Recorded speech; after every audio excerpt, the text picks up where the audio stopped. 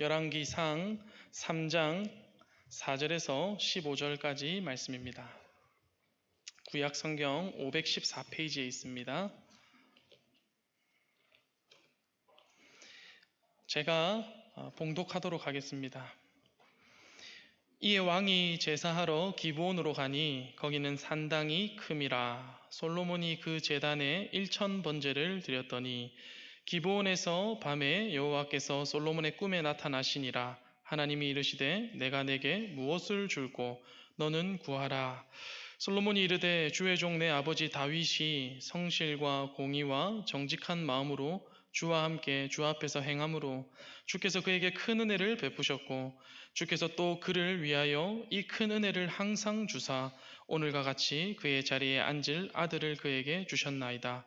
나의 하나님 여호와여, 주께서 종으로 종의 아버지 다윗을 대신하여 왕이 되게 하셨사오나 종은 작은 아이라 출입할 줄을 알지 못하고 주께서 택하신 백성 가운데 있나이다. 그들은 큰 백성이라 수요가 많아서 셀 수도 없고 기록할 수도 없사오니 누가 주의 이 많은 백성을 재판할 수 있사오리이까? 듣는 마음을 종에게 주사 주의 백성을 재판하여 선악을 분별하게 하옵소서. 솔로몬이 이것을 구하매 그 말씀이 주의 마음에 든지라. 이에 하나님이 그에게 이르시되 네가 이것을 구하도다. 자기를 위하여 장수하기를 구하지 아니하며 부도 구하지 아니하며 자기 원수의 생명을 멸하기도 구하지 아니하고 오직 송사를 듣고 분별하는 지혜를 구하였으니 내가 내 말대로 하여 내게 지혜롭고 총명한 마음을 주노니 내 앞에도 너와 같은 자가 없었거니와 내 뒤에도 너와 같은 자가 일어남이 없으리라.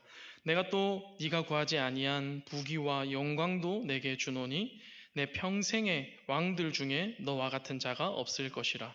내가 만일 내 아버지 다윗이 행함같이 내 길로 행하며 그 법도와 명령을 지키면 내가 또 내 날을 길게 하리라. 솔로몬이 깨어보니 꿈이더라. 이에 예루살렘에 이르러 여호와의 언약궤 앞에 서서 번제와 감사의 제물을 드리고 모든 신하들을 위하여 잔치하였더라. 기도하겠습니다. 하나님, 오늘도 주의 전에 나오게 하시고 우리 인생의 주인이 하나님이심을 고백하며 말씀 듣게 하시니 감사합니다. 오늘도 이 말씀을 통하여 우리를 향하신, 우리 가정을 향하신 하나님의 뜻과 마음을 깨닫게 하옵소서. 우리의 마음 문을 활짝 열어주시고 우리의 심령에 말씀하시는 살아계신 하나님의 음성이 잘 들려지는 복된 시간이 되게 하옵소서. 감사드리며 우리 주 예수 그리스도의 이름으로 기도하옵나이다. 아멘. 사람이 살아가면서 반드시 필요한 것이 하나가 있다면 여러분 무엇이겠습니까? 어떤 사람은 돈이라고 말합니다. 돈이 있으면 굉장히 편리하잖아요. 이것도 할 수 있고 또 저것도 할 수 있고 원하는 것도 거의 대부분 다 이렇게 가질 수 있게 되죠. 어떤 사람은 건강이라고 말하기도 합니다. 돈이 아무리 많아봐야 우리가 건강해야 그 돈을 사용하고 또 그 돈을 활용하고 그렇게 만족을 느낄 수 있기 때문입니다. 어떤 사람은 인맥이나 또 명예나 어떤 인기가 중요하다 이렇게 말을 하는 사람도 있습니다. 그러나 성경은 인생에 있어서 그 어떤 것보다 귀한 것이 하나 있다 이렇게 말합니다. 그것이 무엇이겠습니까? 바로 지혜입니다. 여러분, 지혜는 단순한 지식이 아닙니다. 우리가 지식은 학교에 가서 또 이제 공부하면서 또 책을 읽으면서 그렇게 이제 지식을 쌓을 수 있기도 한데 지혜는요, 우리가 가지고 있는 지식을 혹은 내가 모르는 것까지도 그 상황과 그 환경에 적절하게 우리가 반응하고 또 대처하고 그것들을 잘 해결해 나가는, 그것을 잘 활용하는 능력이 바로 이제 지혜입니다. 성경이 말하는 지혜는요, 어떤 세상적인 그런 지식의 차원이 아니라 하나님의 뜻을 잘 분별하고 또 하나님의 그 뜻대로 행하는 그 능력을 이제 지혜라고 말을 합니다. 오늘 본문이요, 이 지혜에 대해 잘 보여주고 있습니다. 본문을 통해서 지혜가 무엇인지 우리가 함께 살펴보면서 그리고 우리도 정말 하나님 앞에 지혜로운 삶을 살아가는 우리 모두가 되기를 바랍니다. 첫 번째는 지혜, 하나님께 묻다입니다. 지혜는 하나님께 묻는 것입니다. 오늘 본문에 보면요, 솔로몬이 이제 등장하거든요. 이 솔로몬으로 말할 것 같으면 다윗의 10번째 아들입니다. 10번째 아들. 다윗과 밧세바 사이에서 태어난 아들이기도 하죠. 그런데 이 솔로몬이 이스라엘의 왕, 이제 아버지 다윗을 이어서 이스라엘의 왕이 되는데, 그때 당시의 나이가 성경에는 구체적으로 언급을 하고 있지 않습니다만은 많은 이제 성경학자들이 그 연대를 추측해서 보았을 때 그때 당시에 솔로몬이 한 19살, 20살 정도 이제 되었다고 그렇게 얘기를 합니다.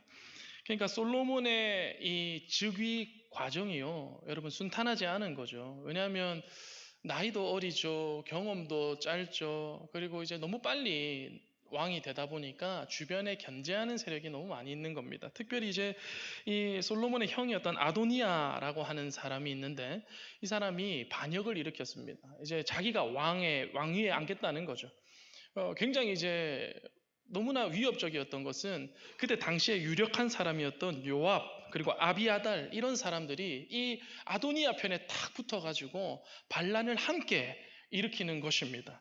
너무 이제 위급하고 다급한 그런 상황이었는데, 이제 전대 왕이었던 다윗이 노년이었지만 그가 명령하고 그의 중재로 인해서 결국에는 이제 솔로몬이 기름 부음을 받고 이스라엘의 왕이 되어지는 그런 과정들이 이 열왕기상 1장과 2장에 잘 기록이 되어 있습니다. 우리가 예상하는 대로 솔로몬이 왕위에 올랐지만 당시의 상황이 굉장히 열악했습니다. 나이도 어리죠. 경험도 능력도 부족하죠. 정치적인 위협이 계속되는 상황인 겁니다. 그래서 인간적으로 생각해 볼 때, 여러분 만약에 여러분이 19살, 20살, 20대 초반에 한 나라의 왕이 되었다고 한다면 여러분은 어떤 일부터 행하시겠습니까? 저 같으면 그럴 것 같아요. 우리 이제 나라 안에 굉장히 정치적으로 경험이 많은 어떤 그 정치 고수들을 찾아가서 그분들과 대화하고 정치도 좀 배우고 현재 이스라엘의 정세가 어떠한지를 좀 많이 듣고, 그리고 당시의 강대국이었던 애굽의 왕에게 찾아가서 이제 내가 이스라엘의 이제 왕이 되었는데 우리를 좀 많이 잘 도왔으면 좋겠다. 우리가 같이 이 외교의 관계를 잘 해나갔으면 좋겠다. 여러 가지 이런 생각들을 해보지 않을까, 그렇게 생각을 하게 되죠.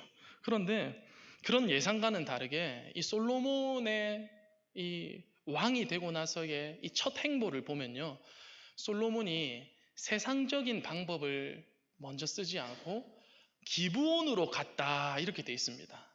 기브온으로 갔다. 하나님을 예배하기 위해 기브온으로 간 것입니다. 여러분, 오늘 본문과 이 병행 본문, 오늘 본문의 이제 배경이 되기도 하는 역대하 1장 5절에 보면 이렇게 말하고 있습니다. 한번 눈으로 보십시오. 옛적에 훌의 손자 우리의 아들 브살렐이 지은 놋 제단은 여호와의 장막 앞에 있더라. 솔로몬이 회중과 더불어 나아가서, 그러니까 이제 열왕기상 3장과 역대하 1장이 이제 같은 어떤 그 시기와 또 같은 내용을 이렇게 담고 있는데, 우리는 보통 이 장면을 생각하면 솔로몬의 1000번제, 이 솔로몬의 1000번제에 대해서 우리가 많이 생각이 나곤 합니다. 어릴 때부터 많이 들어왔기 때문에 그렇죠. 그런데 여기서 중요한 것이 있는데, 솔로몬이 1000번제를 드린 것보다 솔로몬이 기브온으로 왜 나갔느냐 하는 것입니다. 여기 보면 나아가서라는 단어가 있는데, 이 나아가서를 히브리어로 보면 다라시라고 하는 뜻입니다. 다라시는 무슨 의미를 가지고 있냐면 물어본다, 묻다, 나보다 더 높은 대상에게 여쭈어 본다라는 의미를 가지고 있습니다. 그러니까 솔로몬이 기브온 산당에 하나님을 예배하러 나아가는데, 그 예배하러 나아가는 것도 참 잘한 일인데, 그 예배하러 나아가면서 그의 중심이 어땠다는 겁니까? 하나님, 지금 제가 왕이 됐는데 저한테 그 칼 잘 쓰는 사람들, 똑똑한 사람들, 하나님 그런 사람들 붙여주셔야 됩니다. 하나님 저에게 필요한 거 다 채워주셔야 됩니다. 이런 어떤 자기의 관점으로 예배 자리에 나아간 것이 아니라 하나님께 들으려고 나갔다는 겁니다. 하나님께 물어보려고 나아갔다는 거죠. 솔로몬은 자신의 왕권을 세우는 출발점에서 정치적인 준비보다 하나님 앞에 자신의 한계를 인정합니다. 그리고 하나님께 묻는 예배를 오늘 드리고 있는 것입니다. 여러분, 솔로몬의 이러한 모습이 본문 7절에도 잘 드러나 있습니다. 우리 7절 말씀을 같이 한번 읽어보겠습니다. 시작. 나의 하나님 여호와여, 주께서 종의 아버지 다윗을 대신하여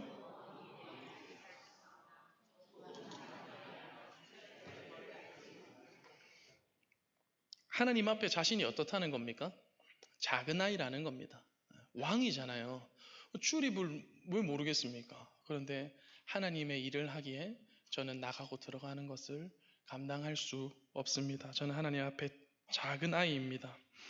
여러분, 이처럼 지혜는요, 자신의 부족함을 아는 것에서부터 출발합니다. 자신의 무지를 아는 것에서부터 출발합니다. 자신이 한계가 있고 자신이 너무나 부족하기 때문에 하나님께로 나아가는 것입니다. 누가 하나님 앞에 나옵니까? 내 힘으로 살아갈 수 있다고 생각하는 사람들 하나님 앞에 나오지 않습니다. 그런데 하나님의 은혜가 필요하고 하나님의 도우심이 필요하고 내 길을 가장 잘 아시는 분이 하나님인 것을, 그것을 어렴풋이라도 아는 사람이 하나님께 물으러 나오는 것입니다. 여러분, 한 유명한 과학자가 있었습니다. 그가 연구 업적이 굉장히 뛰어나서 노벨상을 받기도 하였습니다. 기자가 물었습니다. 당신이 이때까지 수많은 업적을 이루었는데 당신이 이룬 업적 중에 가장 기억에 남는 가장 위대한 발견이 있다면 그것이 무엇입니까? 이랬어요. 그러니까 과학자가 이렇게 대답합니다. 제가 그동안 해왔던 연구 중에 가장 위대한 업적과 발견은 제가 너무나 과학자로서 무지하다는 사실을 깨달은 점입니다. 이렇게 얘기를 하는 거예요. 이 과학자가 옛날에는 자기가 똑똑하고 다른 사람들보다 할 줄 아는 게 많고 더 이런 어떤 위치가 있고 능력이 있다고 생각했는데 어느 순간 이 연구를 하다 보니까 얼마나 내가 모르는 게 많고 부족하고 한계가 있는지를 인정하고 그것을 발견하고 나니까 더 배우려고 하게 되는 거예요. 더 묻게 되는 거죠. 더 찾아보는 겁니다. 더 노력하는 겁니다. 그래서 더 성장하고 더 확장되고 더 발전하는 과학자가 될 수 있었다. 그렇게 얘기를 하는 것입니다. 여러분, 어리석은 사람이 어떤 사람인지 아십니까? 묻지 않는 사람입니다. 물어야 되는데 묻지 않는 사람입니다. 초행길을 가는데 길을 못 찾겠는 거예요. 그래서 어느 이제 뭐 시골길 같은 데를 이렇게 가는데 내비게이션도 이제 그 골목까지는 다 막 세세하게는 잡아내지 못하잖아요. 그래서 이 부부가 그 길을 가면서 남편이 이리 가고 저리 가고 계속 헤매는 겁니다. 그래서 아내가 답답해가지고 이렇게 말하는 거예요. 아니, 옆에 있는 저 사람한테 좀 물어봐라. 이러면 남편이 여러분 뭐라고 합니까? 어디 남자가 하는 일에 모르면 가만히 있어. 이렇게 안 하시죠, 여러분? 예. 그렇게 하는 경우가 많죠. 그러다가 또 계속 고집 부리고 그래가지고 이제 물어봐라 하는데 당장의 자존심 때문에 창문 열고 물어보지도 못하고 한참 조용해져서 이제 아내도 포기하고 그랬지 되면은 한 1시간 뱅 돌다가 이제 창문 싹 내려가지고 혹시 여기서 어디로 가야 됩니까? 이렇게 물어보고 그러면 이제 그래 저분이 알 것 같았다 이러면서 그 대화를 하게 되는 거죠. 그러면은 10분 안에 갈 거리도요 1시간 넘어서 도착하게 되는 겁니다. 어리석은 사람이라는 거예요. 어리석은 사람. 누가 지혜로운 사람입니까? 묻는 사람입니다. 영적으로 말하면 하나님 앞에 물으러 나오는 사람입니다. 사회적인 지위와 경험과 관계없이 하나님 앞에 내가 얼마나 연약한 존재인지를 기억하고 하나님께 자꾸만 물으러 나오는 사람입니다. 여러분, 솔로몬이 그랬어요.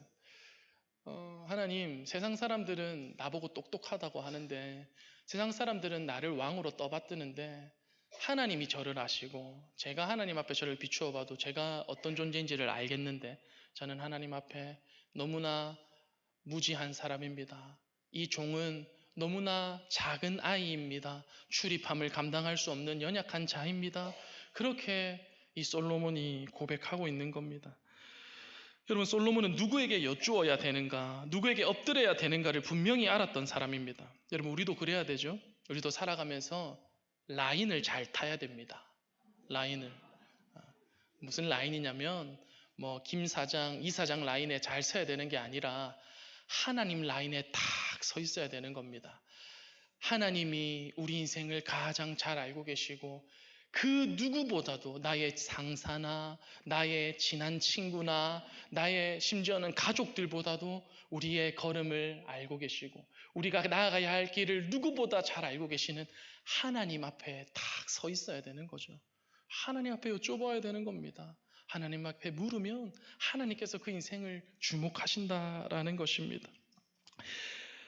여러분 시편 78편에 보면요 이런 고백이 나옵니다. 우리 한번 보겠습니다. 제가 읽도록 하겠습니다. 또 그의 종 다윗을 택하시되 양의 우리에서 취하시며 전 양을 지키는 중에서 그들을 이끌어내사 그의 백성인 야곱 그의 소유인 이스라엘을 기르게 하셨더니 아무도 보잘 것 없는 그 누구도 기대하지 않던 심지어 가족들조차도 무관심했던 이 양들을 치던 이 다윗을 그 다윗이 아무도 주목하지 않았지만 들판에서 그 빈들에서 양들을 치며 하나님께 묻고 하나님이 나에게 일을 맡기셨음을 생각하면서 하나님을 의지하고 하나님께 예배하며 그렇게 하나님 앞에 나아갔더니 여기 보니까 뭐라고 되어 있어요? 하나님이 그를 이끌어내사 아무도 주목하지 않던 인생에서 하나님 라인에 딱 서 있으니까 하나님이 일선에서 하나님 나라를 세워나가는 이스라엘의 왕으로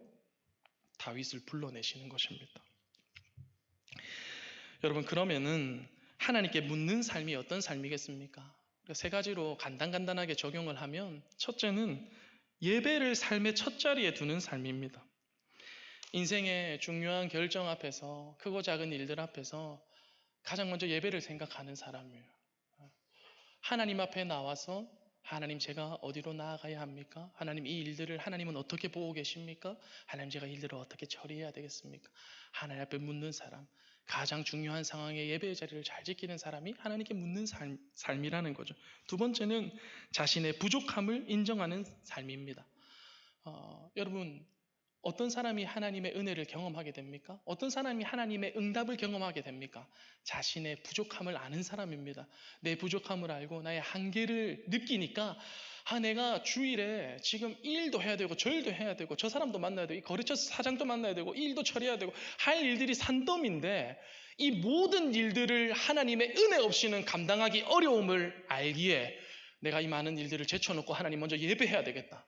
오늘 내가 일부 예배라도 내가 드리고 간다. 이렇게 하는 거죠. 예배 자리에 나와서 하나님께 묻는 것입니다. 그럼 그것이 하나님께 묻는 삶이라는 것입니다. 여러분 세 번째는요. 우리 삶의 크고 작은 문제를 하나님께 물어보는 것입니다. 아까 두 번째는 자신의 부족을 인정하는 것이고 세 번째는 자기 문제를 하나님 앞에 묻는 것입니다. 여러분 우리는 삶에 작은 일들이 생기면요. 이 일들을 인간적인 방법으로 해결을부터 하려고 합니다. 어떻게 해결해? 어떻게 너무 집중합니다. 그런데 이 일들의 해결의 키가 누구에게 있는지 참 잊어버릴 때가 많습니다. 하나님이 바라시는 것이 무엇입니까? 주원아, 잠시 그 일들을 하다가 멈추어서서 나에게 물어봐라. 나에게 물어봐라. 나를 바라봐라. 그렇게 하나님이 말씀하시는 것입니다. 여러분 지혜로운 인생은 내 머리와 내 경험으로 사는 인생이 아닙니다. 하나님께 묻는 삶이 지혜로운 삶인 줄 믿습니다. 날마다 하나님 앞에 순간순간 여쭈어보고 어떤 상황에서도 하나님 앞에 나아와서 하나님의 은혜를 구하는 저와 여러분이 되기를 바랍니다. 두 번째입니다. 마지막 두 번째는 지혜 하나님께 구하다입니다. 여러분 지혜는요. 하나님께 묻는 것에서 한 걸음 더 나아가서 하나님께 구하는 것입니다. 솔로몬이 하나님을 예배하며 자신의 인생에 대해서 자신이 왕으로서 어떻게 해야 되는지를 물을 때 하나님이 그의 인생을 주목하기 시작합니다. 우리 오늘 본문 5절 말씀을 같이 한번 읽어보겠습니다. 시작. 기브온에서 밤에 여호와께서 솔로몬의 꿈에 나타나시니라. 하나님이 이르시되 내가 내게 무엇을 줄고 너는 구하라. 여러분 하나님이 구하라 이렇게 말씀합니다. 여러분 그런데 하나님이 구하라고 해도 구하지 않는 사람들이 있습니다. 우리도 그럴 때가 있어요. 삶에 필요한 게 너무 많이 있는 것을 우리가 그 필요에 대해서는 절감을 하지만 정작 삶을 살아가면서 전혀 하나님께 구하지 않고 하루하루를 살아갈 때가 있더라 하는 거죠. 그런데 오늘 솔로몬은 하나님이 구하라 이렇게 말씀하실 때 기다렸다는 듯이 하나님께 간구합니다. 이때 이제 솔로몬이 하는 기도가 오늘 성경이 그렇게 말하는데 전대에도 이런 왕이 없었고 후대에도 이런 지혜의 왕이 없을 만한 그런 지혜의 왕으로 내가 너를 만들어 줄 것이다. 그를 완전한 지혜의 사람으로 만들어 주게 되는 기도의 내용입니다. 우리 오늘 본문 9절 말씀인데 같이 한번 읽어보겠습니다. 시작. 누가 주의 이 많은 백성을 재판할 수 있사오리까? 듣는 마음을 종에게 주사 주의 백성을 재판하여 선악을 분별하게 하옵소서. 솔로몬이 듣는 마음을 구하는 것입니다. 11절에 보면 이게 이제 지혜라고 되어 있는데 여러분 솔로몬이 듣는 마음을 구할 때 여기서 중요한 것이 있는데 그것은 솔로몬이 지금 무엇을 구하고 있느냐보다 이것을 왜 구하고 있는지가 하나님 입장에서는 훨씬 중요하게 보시더라는 거예요. 여러분 솔로몬이 듣는 마음을 구했는데 왜 그것을 구했습니까? 오늘 성경에 보니까 듣는 마음을 종에게 주사 주의 백성들을 재판하여 선악을 분별하게 하옵소서.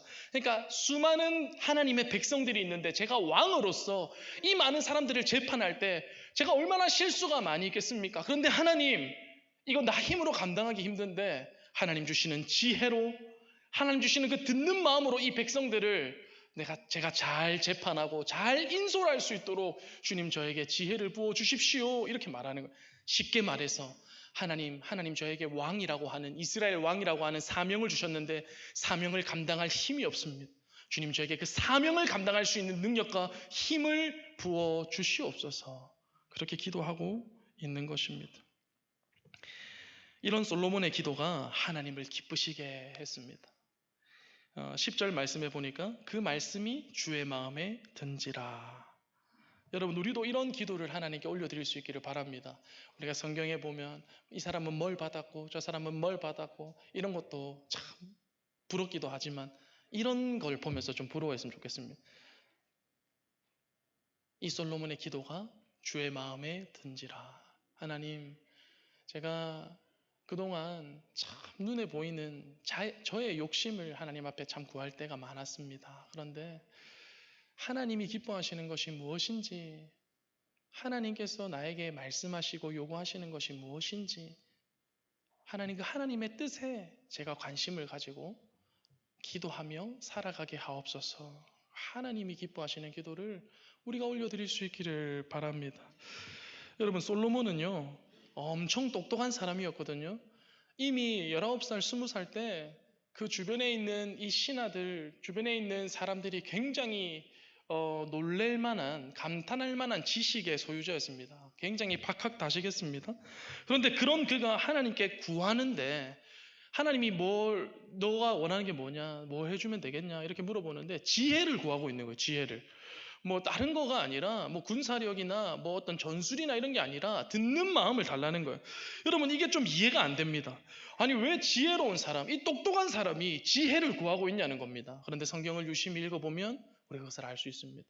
솔로몬이 진짜 똑똑한 사람이었기 때문에 하나님께 지혜를 구한 것입니다. 왜?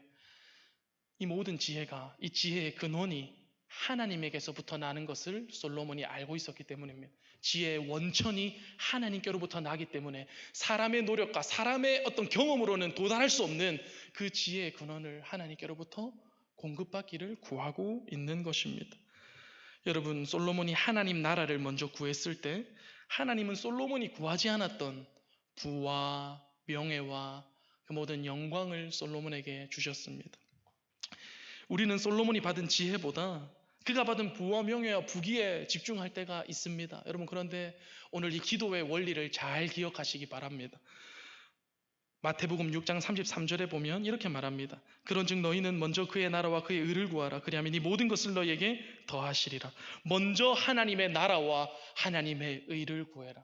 여러분 이게 무엇이겠습니까? 하나님의 나라와 하나님의 의. 바꿔 말하면 하나님의 관심입니다. 하나님의 관심. 이스라엘이 이제 번성하고 수많은 사람들의 이목을 받는 그런 나라가 되었는데 다윗이 훌륭하게 왕으로서의 역할을 잘 감당하고 이제 후대의 다음 왕위가 계승되는 이 시점에서 하나님이 관심을 가지고 하나님이 기대하고 주목하는 것은 나 하나 잘 먹고 잘 살자 하는 그런 기도가 아니었습니다. 어떻게 하면 그 지도자들이, 그 백성들이 다시 한번 한마음이 되어서 하나님의 뜻을 향하여 말씀과 기도로 무장해서 주변에 있는 나라에 하나님의 살아계심을, 하나님의 그 은혜와 사랑을 드러내며 살아갈 수 있을까?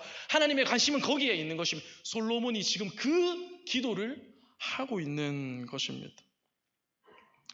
여러분, 하나님의 관심을 먼저 구하면 하나님이 그 사명을 감당할 힘을 주시고, 그뿐만 아니라 우리가 구하지 않았던 우리 삶에 필요한 것들을 우리에게 더해 주시는 줄 믿으시기 바랍니다.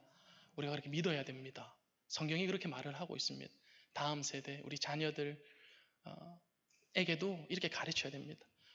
무조건 거기 대학에 들어가, 그 전공을 해, 연봉은 어느 정도 이상 받아야 돼, 너 무조건 거기 가가지고 살아야 크고 넓은 데 이렇게 가. 물론 그런 게 의미가 있지만 우선적으로는 뭐라고 해야 됩니까? 누구야, 하나님이 너를 향한 크고 놀라운 계획을 가지고 있다. 너의 인생이 그냥 너 하나 잘 되는 것으로 절대 끝나지 않는다. 하나님이 너의 인생을 붙들고 계신다. 하나님께서 너를 멋지게 사용하실 것이다. 하나님의 나라와 하나님의 뜻을 위해서 그렇게 구하고 그렇게 하나님께 멋지게 쓰임받는 인생이 되거라. 그렇게 우리가 자녀들을 잘 가르치고 기도해야 되는 것입니다. 여러분, 우리도 솔로몬처럼 수시로 그리고 중요한 상황에 하나님께 그 은혜를, 하나님의 나라와 의를 구하는 저와 여러분이 되기를 바랍니다. 여러분, 이처럼 지혜로운 인생은 하나님께 구하는 인생입니다. 야고보서 1장 5절은 이렇게 말합니다. 너희 중에 누구든지 지혜가 부족하거든 모든 사람에게 후히 주시고 꾸짖지 아니하시는 하나님께 구하라. 그리하면 주시리라. 하나님께 구하면 하나님이 너 왜 그거 구했어? 그건 너 너무 욕심 아니야? 이렇게 말하지 않는다는 거예요. 일단은 먼저 하나님 앞에 구해라는 것입니다. 하나님, 우리의 삶에 이런 부분들이 필요합니다. 자녀를 양육하는데 이런 게 필요하고요, 이런 필요한 양식이 있고요, 하나님 이러한 것들이 하나님 부족합니다. 그렇게 구해라는 거예요. 그리고 더 나아가서 하나님 앞에 하나님의 관심이 어디에 있는지, 내 뜻과 나의 진로가 하나님의 관심과 연결이 되어 있는지 기도를 통해서 그것을 확인하고 하나님 앞에 구해라는 것입니다. 그러면 하나님이 후히 주시고 꾸짖지 않는다는 겁니다. 여러분, 그러면 구체적으로 하나님께 구하는 삶은 어떤 삶인가? 간단하게 세 가지로 한번 적용을 해보겠습니다. 첫째는 일상의 필요를 구하는 삶입니다. 여러분, 우리가 일상의 필요를 구해야 됩니다. 여러분, 필요한 게 많으시잖아요. 저도 살아가다 보면 필요한 게 너무 많더라고요. 근데 그걸 당연하게 그냥 이건 어떻게든 주어지겠지 생각하고 하나님께 구하지 않는 것이 훨씬 많은 것 같아요. 그런데 하나님은 구하는 자에게 후히 주시는 분이신 줄 믿으시기 바랍니다. 우리가 하나님께 구하며 나아가면 하나님 입장에서 이건 우리 삶에 필요 없는 것들은 일단 멈춰, 일단은 기다려 라고 할 것이고, 우리 삶에 필요한 것들은 우리가 생각지 못하는 방법으로 채워주신다는 거예요. 그리고 두 번째는요, 기도의 동기를 살피는 삶입니다. 하나님은 무엇을 구하느냐보다 뭘 더 중요하게 보신다고요? 왜 구하는지를 중요하게 보시는 겁니다. 그래서 여러분, 항상 기도할 때 우리가 조금 피곤하고 힘들더라도 항상 기도의 내용도 중요하지만 기도의 동기를 살펴야 됩니다. 하나님, 우리 자녀들 여기 보내주세요, 여기 해주세요 라고만 할 것이 아니라, 하나님, 우리 자녀가 정말 자신 하나만 건사하는 인생으로 끝나는 것이 아니라 하나님께서 길을 열어주셔서 그곳에 나아가서 그 기업의 사람들을 변화시키고 하나님의 살아계심을 나타내고 그 전공을 통하여서 수많은 죽어가는 영혼을 살리는 축복의 통로가 되게 하여 주옵소서. 우리의 필요를 구할 때도 마찬가지죠. 기도의 동기를 살펴야 되는 것입니다. 세 번째는요, 사명 감당할 능력을 구하는 겁니다. 여러분, 하나님의 비전과 하나님의 뜻과 하나님의 사명을 깨닫는 것만큼 중요한 것이 있는데, 그것은 그 사명을 감당할 능력을 구하는 것입니다. 여러분, 우리가 하나님의 뜻을 좀 알게 하여 주옵소서 이렇게 기도하고 끝날 때가 많죠. 근데 우리가 그 뜻을 발견하고 그 길을 걸어갈 때 내 힘으로 그걸 절대 감당할 수 없습니다. 저도 이 목회의 길을 걸어가면서 참 쉽지 않은 순간들이 많이 있습니다. 근데 그럴 때마다 내 힘으로 감당하려고 하면 안 됩니다. 100번 안 됩니다. 근데 하나님 앞에 의지하고 하나님께 기도하고 성령님을 붙잡으면 하나님이 그 감당할 능력을 부어주게 되는 것입니다. 여러분, 지혜로운 인생은 하나님께 구하는 삶입니다. 가장 먼저 하나님께 묻고 하나님께 구하는 저와 여러분이 되기를 바랍니다. 제가 오늘 설교를 준비하면서 이전에 들었던 간증 하나가 생각났습니다. 그래서 이분만 소개하고 오늘 설교를 이제 마치려고 합니다. 이분의 성함은 장진숙 성도님이라는 분인데요. 이분이 누군가 하면은 CCM 중에 광야를 지나며라는 그 곡을 이제 지었던 그 히즈윌의 작사 작곡가가 장진숙 성도입니다. 장진숙 성도님의 삶을 보면요, 대학 시절에 너무 힘들었습니다. 중학교 3학년 때부터 아버지가 투병 생활을 하시면서 그 자매가 이제 대학교 1학년이 되었을 때 아버지가 폐암으로 돌아가시게 됩니다. 성악을 전공하고 있었는데 성악을 하면 돈이 많이 들잖아요. 뭐 여러 가지 레슨비 뭐 또 배워야 되고 하니까 굉장히 이제 그 비용이 많이 들거든요. 근데 한 달 살아가는 비용이 한 10만 원도 안 되는 겁니다. 차비도 없고 밥값도 없고 이래서 너무 힘들게 대학 생활을 했습니다. 그래서 하루는 하나님께 눈물을 흘리면서 기도했답니다. 하나님, 제가 이 한 학기를 이렇게 힘들게 살아가고 있는데 최소한 한 달에 최소 20만 원은 있어야 진짜 필요한 것만 딱 쓰고 살아갈 수 있는데 20만 원 하나님 정말 필요해요. 하나님 20만 원. 하나님 저 너무 힘들게 살아가고 있는 거 아시잖아요. 그렇게 이제 간절히 하나님께 묻고 기도했다는 겁니다. 그때 이제 그 다음 날이 딱 됐는데 어떤 어린 학생이 보컬 레슨을 받고 싶다고 학부모를 통해서 문의가 들어온 겁니다. 그래서 그 학생을 딱 가르치려고 딱 보니까 얼마예요? 레슨비가 20만 원인 겁니다. 그래서 20만 원이 딱 생겼다는 거예요. 그 뒤로도 그런 일들을 정말 많이 경험을 하는 것입니다. 그래서 그때 이 작곡가님이 그렇게 생각을 했답니다. 하나님이 내 육신의 아버지는 떠났지만 하나님께서 나의 아버지가 되셔서 구하라고 하시는 거구나. 구하라고 하시는 거구나. 그렇게 생각을 하게 됐대요. 그런데 이분의 인생이 여기서 끝나는 게 아니라 또 한 번의 이제 삶의 어려움을 경험하게 되는데 어떤 형제와 교제를 하게 됐습니다. 그 형제가 이제 의사인데 그 의사 형제의 부모님이 굉장히 이 교제를 반대하는 겁니다. 하루는 이제 이 장진수 성도님과 같이 만나자고 밥을 먹자고 해서 며느리 조건을 이렇게 제시하더랍니다. 뭐 연봉은 얼마가 돼야 되고 어느 대학교 이상을 나와야 되고 부모님이 다 살아 계셔야 되고 하나하나 모든 조건이 다 이제 안 되는 겁니다. 그러니까 헤어지라는 거죠. 쉽게 말해서 헤어지라는 겁니다. 그래서 이제 그 얘기를 듣는데 너무 수치스럽고 너무 마음이 아프고 너무 힘이 든 겁니다. 그 부모님의 반대로 인해서 그 형제 쪽 부모님의 반대로 인해서 이제 이별을 하게 됐습니다. 그때 당시에 얼마나 스트레스를 많이 받았던지 이전에 있던 갑상선 이 혹이 암과 유사하다는 진단을 받고 수술을 하게 됩니다.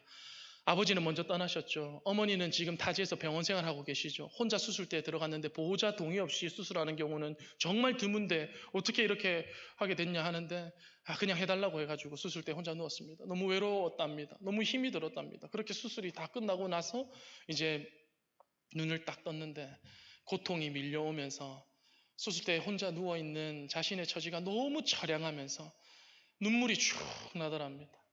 하면서 하나님, 제 인생은 왜 이럴까요? 제 인생은 왜 이럴까요? 하나님이 내 아버지가 되시고 하나님이 저를 이 땅에 보내셨 이유가 있을 텐데 하나님, 제 인생은 왜 그럴까요? 이렇게 하나님께 기도하고 있는데 그 정신이 혼미한 가운데 하나님이 이렇게 마음속에 이렇게 말씀하시더라고요. 진수가 진짜 고생 많았다.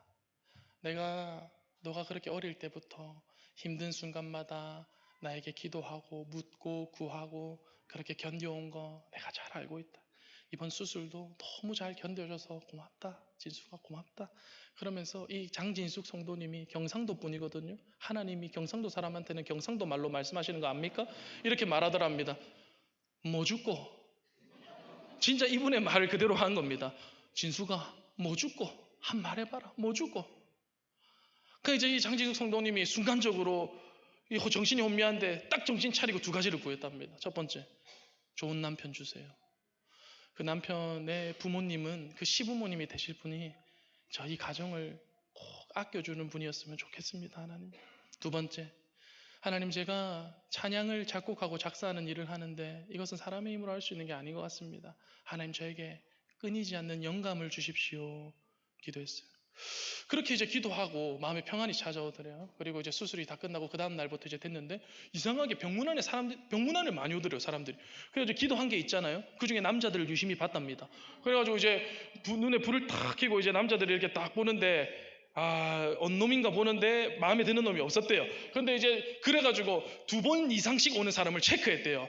근데 그 사람들이랑 되게 연이 안 된 거죠. 그러다가 이제 퇴원을 하고 집에 딱 가는데 하나님 그럼 그렇지 이러면서 딱 가는데 이제 자기가 보험금이 좀 나왔습니다. 그 갑상선암 수술을 통해서. 그래서 필요한 이제 작곡하는데 반주로 이제 해야 되니까 CD를 하나 사야 되겠다. 중고 사이트에 보고 이제 하나 좋은 게 있어서 그걸 이제 구매를 하게 됐습니다. 근데 어떤 남자가 CD를 이제 건반을 딱 엎고 이렇게 딱 집에 딱 도착하는데 설치까지 다 해주더래요. 그래서 뭐 이런 남자가 다 있나 싶어가지고 고맙잖아요. 설치까지 해주고 가니까 잠깐은 차 한 잔 마시고 가라고 했대요. 차 한 잔 마시는데 얘기하다 보니까 이분이 예수를 믿는 사람이네요. 그리고 성격도 너무 잘 맞는 거예요. 너무 대화가 잘 통해서 그날 처음 만났는데 3시간을 얘기했답니다. 3시간을 얘기하고 그 이제 얘기를 쭉 하다가 이 관계가 발전해가지고 그 장진숙 자매의 남편이 됐답니다. 할렐루야. 예. 그런데 너무나 놀라운 것은 이 남편의 이 아버지가 이병훈 감독이라는 분인데 여러분 허준 드라마 아십니까? 대장금 아시죠? 예, 동의 이런 드라마를 다 감독했던 유명한 감독님인데 이분이 이제 예수님을 믿는 분이. 그 이제 그 남편의 이제 시부모님이 하루는 이렇게 말하답니다. 진수가 너는 우리가 꿈에 그리던 며느리다 이렇게 얘기를 하더라. 그날 이 장진수 성도님이 얼마나 눈물이 나던지 그동안의 수치가 다 씻겨져 내려가는 하나님의 은혜를 경험했다는 겁니다. 그리고 이제 장진숙 성도님이 이제 그 신디로 작사 작곡을 하는데 그날부터 막 누군가 나에게 그 멜로디를 전송하는 것처럼 그게 그냥 막 쏟아져 나오더랍니다. 그동안 힘든 가운데 하나님 앞에 일기를 썼던 것을 다 거기에다가 멜로디를 붙여서 작곡을 하기 시작하는데 그때부터 수많은 이 희주일의 명곡들이 다 발매가 되는 거예요. 그게 이제 다 작곡이 되는 거예요. 여러분 그래서 그 희주일의 곡들은요 예배 때 우리가 다 같이 부르기는 좀 애매한 곡들이 있지만 우리가 그 곡들을 하나하나 들어보시면 광야를 지나며 그런 곡들을 하나하나 들어보시면요 굉장히 마치 내 얘기를 하고 있는 듯한 하나님의 위로를 경험할 때가 있습니다. 그래서 실제로 그 희주일의 찬양들을 통해서 수많은 사람들이 위로를 경험하고 치유가 일어나고 회복이 일어나는 아주 귀하게 쓰임받는 그 찬양 그룹이 바로 희주일이라는 것입니다. 여러분 하나님께 묻고 구하는 가운데 하나님이 그녀의 삶을 형통하게 인간적으로 봤을 땐 형통하지 않을지 몰라도 하나님은 가장 좋은 길을 예비하고 계시고 가장 선한 방법으로 그의 삶을 인도하셨다라는 것입니다. 여러분 하나님이 즉각 응답하지 않을 수도 있습니다. 그러나 기억하시기 바랍니다. 하나님은 우리의 기도를 듣고 계십니다. 우리의 기도를 주목하고 계십니다. 우리가 묻고 우리가 하나님께 구할 때 하나님께서는 더 좋은 계획을 쌓아두고 예비하시고 우리를 그 길로 인도하고 계시는 줄 믿습니다. 사랑하는 여러분, 지혜는 하나님께 묻고 하나님께 구하는 것입니다. 날마다 나의 부족함과 나의 연약함과 나의 한계를 하나님 앞에 인정하며 주님 앞에 나와 하나님께 우리의 인생을 물어보고 하나님께 우리의 필요를 구하고 더 나아가서 하나님의 관심, 주님의 나라와 주님의 뜻을 간구함으로 하나님 주신 은혜와 하나님 주신 능력으로 우리에게 맡겨주신 그 사명을, 그 광야 같은 인생을 잘 감당해 나가는 저와 여러분의 삶이 다 되시기를 예수님의 이름으로 축복합니다.